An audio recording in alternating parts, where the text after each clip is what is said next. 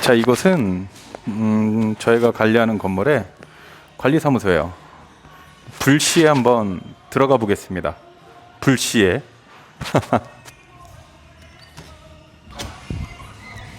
사장님, 잠깐 영상 좀 촬영할게요. 괜찮죠?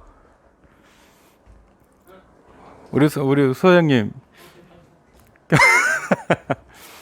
저희 이 건물 장석진 소장님이십니다. 괜찮아요. 저희끼리인데 제가 마스크 썼어. 괜찮아요. 선생님 몇 가지만 여쭤볼게요.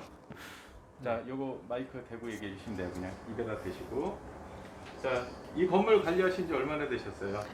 1년 3개월째입니다. 이 건물 지금 신축인데 네. 신축부터 지금까지 관리하시는데 하시면서 가장 애로사항 그냥 막 쏟아내 주세요. 뭐가 힘들었다. 글쎄 할 당시에는 여러 가지 어려움이 있었는데 지나고 생각하니까 다 즐거움이고 그다음에 어쨌든 내 노하우가 쌓인 거니까 크게 어려움은 없었다고 생각합니다. 그럼 신축 처음 현장 들어왔을 때 가장 힘든 게 어떤 건가요? 입주 받는 겁니다. 입주자들 입주 받는 예, 입주 받을 때 어쨌든 그분들한테 여기도 모든 시설물이나 전체 이 동선이라든지 그런 부분에 대해서 이 사람들한테 하나에서 10가지 다 안내를 해야 되고 그 다음에 동시다발적으로 막 몰려왔을 때 그럴 때가 조금 힘들었던 것 같습니다. 그런 부분들을 어떻게 해결하셨어요? 일단 순차적으로 질서를 잡아서 그 순위까지 이렇게 안내를 드리고 차근차근 이렇게 진행을 했습니다. 그러면은 이런 신축 현장 같은 경우는 가장 애로사항이 그 입주자들이네요. 네.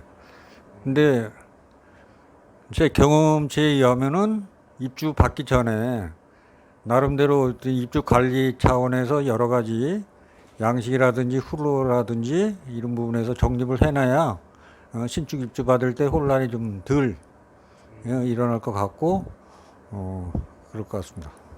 신축은 이제 하자 문제가 좀 있잖아요. 네. 여기는 좀 어떠세요?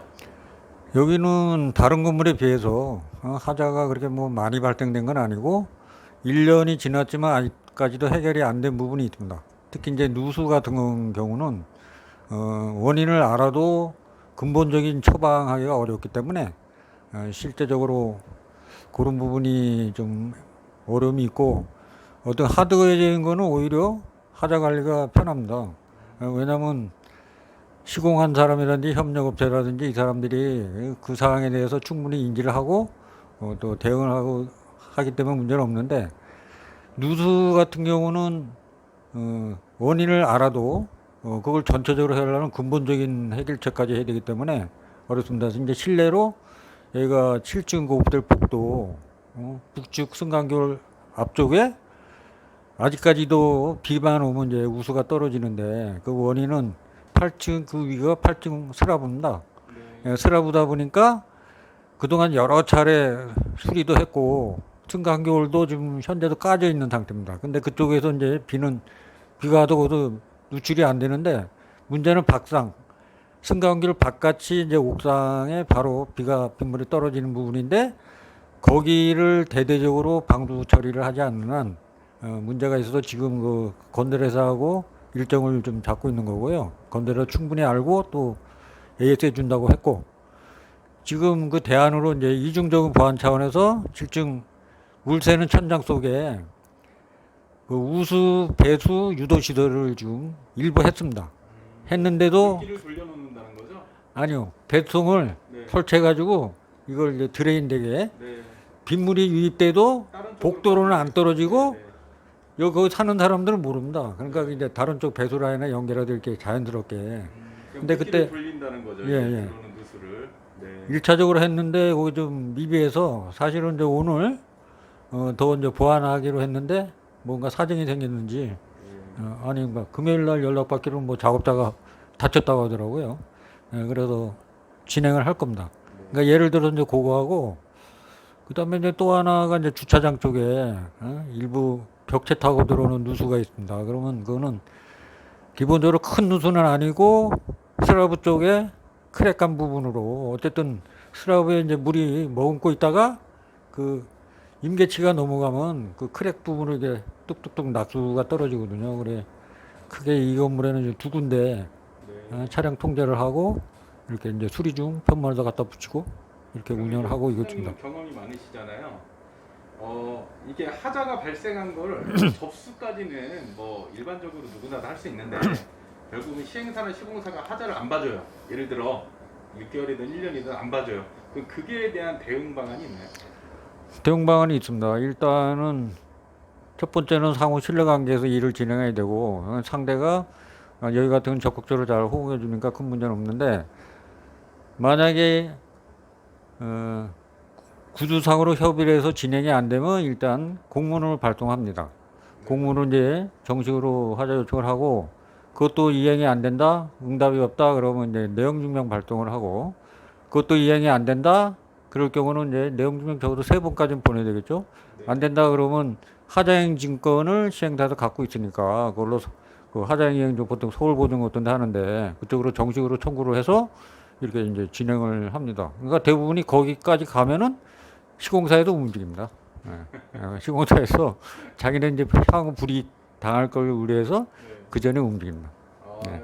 그런 대응 방안까지 갖고 계시는군요. 네. 그러면은 소장님 뭐 여기 하시면서 이제는 어느 정도 이제 자리가 잡히셨잖아요. 네. 뭐 이런 건물들 이제 신축 1년 지났어요. 자리를 다 잡아 놓으셨는데 그러면 향후적으로 관리하면서 취약한 건 어떤 게 있을까요, 그러면? 일단은 여기가 이제 1년 돼서 지금 이제 한참 이제 뭔가 이제 그동안에 이제 조금 적극적으로 대응 안 하지 한 부분이 좀 있습니다. 이제 환경 관리라든지 그다음에 지금 이제 기존 시설물 보호하기 위해서 어떤 보양제 같은 것도 아직 철거 안 한 상태로 있는데 이런 부분을 이제 정비를 해야 되고요. 그다음에 또 하나 이제 입주가 거의 한 8, 90% 됐으니까 그러면 이제 그 입주 상가가 어느 층에 어느 코너에 있다 이런 부분에서 동선 각 층별로 전체 이제 동선 그 사이네이지라고 하죠. 이렇게 층 안내 사이즈 이런 거. 그다음에 승강기 내도 마찬가지고 특히 여기 뭐 여기 취약한 것도 얘기하기는 좀 그렇습니다만 일단 상가 활성화 차원에서 여러 가지 뭐 배너라든지 이걸 이제 자유롭게 이렇게 하도록 했는데 이런 것도 이제 질서를 확실히 잡아서 이렇게 진행을 해야 될 필요가 있습니다. 그 전에 나름대로의 제대로 된 어떤 건물 관리 규약이라든지 아마 건물 관리 규정이라 합니다. 관리 규약 말고 네. 자체 질서 차원의 건물 관리 규정 같은 거를 만들어서 거기에 이제 핵심적으로 뭐 광고물이라든지 이런 걸 구체화시켜서 여기 입주 한 분들의 어떤 동의를 받아서 이렇게 이제 진행을 하면은 아주 쾌적한 환경이 되지 않을까 싶습니다. 감사합니다. 그 마지막으로 한 말씀.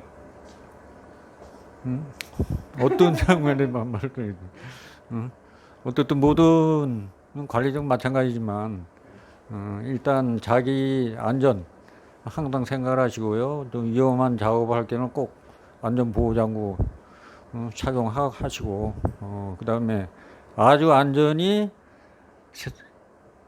그 즉시에 조금 위기감을 느낀다 하면 이런 경우에서는 진짜 작업을 해서는 안 됩니다.